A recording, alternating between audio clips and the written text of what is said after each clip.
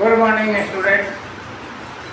ये क्लास 9 का विज्ञान कोण का प्रमेय 7 प्रमेय है, 7वां प्रमेय है। सॉरी यहाँ से प्रमेय 7 है, जिसमें कह रहा है कि अगर दो रेखाएं ए बी और सी डी जो है EF के समानांतर है, ये भी इसके समानांतर है और ये भी इसके समानांतर है, तो ये दोनों रेखाएं भी आपस में समानांतर होगी।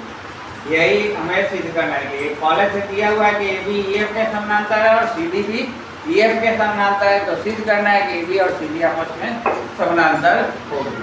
तो यहाँ पर लिख दिया है ना, जो दिया हुआ है वो हमें सिद्ध करना है कि ए बी समानांतर ही है।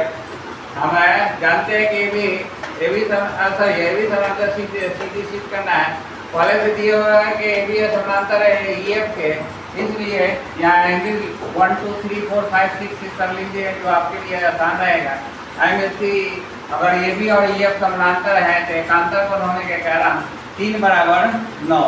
फिर सी डी और EF भी समानांतर है तो संगत कोण होने के कारण 5 बराबर 9। तो यहाँ संगत कोण बराबर कब होता है? जब रेखाएं आपस में समानांतर होती हैं। या रेखाएं जब समानांतर होते हैं तो एकांतर कोण अंत एकांतर कोण या बाह्य एकांतर कोण बराबर होता है। तो यहाँ पर आपका समीकरण 1 इसको लिख दिए और इसको समीकरण 2 कर दिए। समीकरण 1 और 2 में हम क्या देख रहे हैं कि RHS बराबर है तो LHS बराबर होगा, यानी 3 और 5 आपस में बराबर होगा। अब फिगर में हम देख रहे हैं कि 3 और 5 क्या है, तो ये अंत एकांतर कोण है। हम जानते हैं कि अंत है जो है अंत एकांतर कोण है। हम जानते हैं कि अंत एकांतर कोण तब एकांतर कोण तब समान होता है, कोण तब समान होता है जब रेखाएं समांतर होती हैं। रेखाएं समांतर होती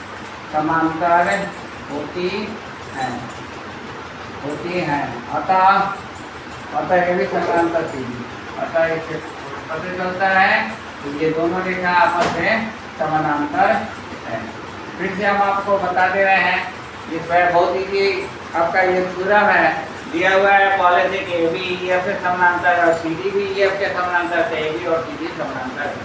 तो इसके लिए हम क्या करेंगे, पहले से ए बी और सी डी EF समानांतर है, इसलिए हम क्या कहेंगे अंतर कोण में अंत एकांतर कोण बराबर होता है, यानी 3 और 9 आपस में बराबर हो गया।